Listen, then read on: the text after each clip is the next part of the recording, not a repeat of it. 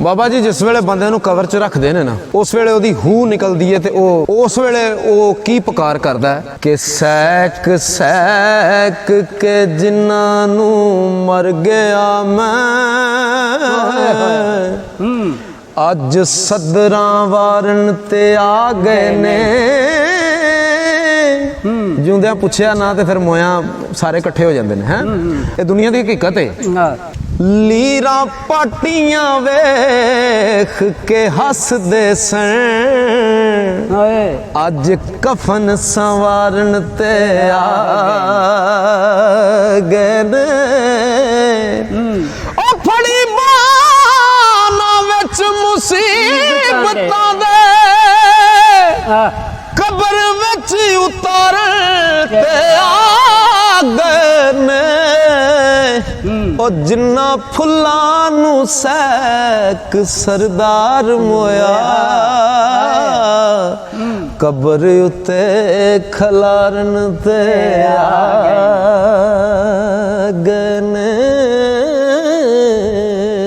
ਉਹ ਬੂਹੇ ਆਣ ਬੈਠੀ ਜੰਜ ਖੇੜਿਆਂ ਦੀ,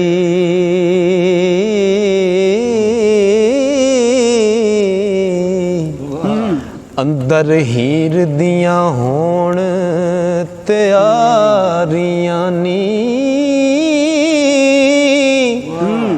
ਮਲ ਮਲ ਕੇ ਨਵਾਲਣ ਵੋਟੜੀ ਨੂੰ, ਸਈਆਂ ਚੰਗ ਸਿਆਲਾਂ ਦੀਆਂ ਸਾਰੀਆਂ ਨੀ।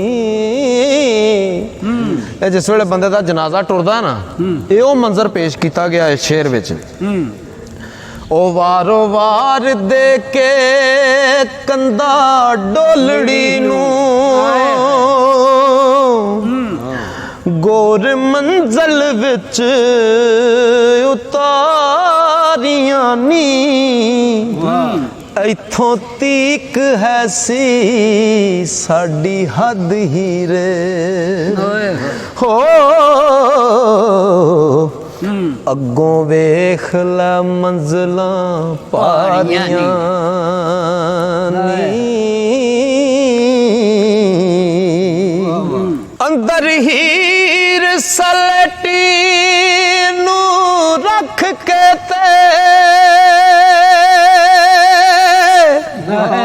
ਬਾਹਰੋਂ ਕੱਚੀਆਂ ਕੰਧਾਂ ਉਸਾਰੀਆਂ ਨੀ।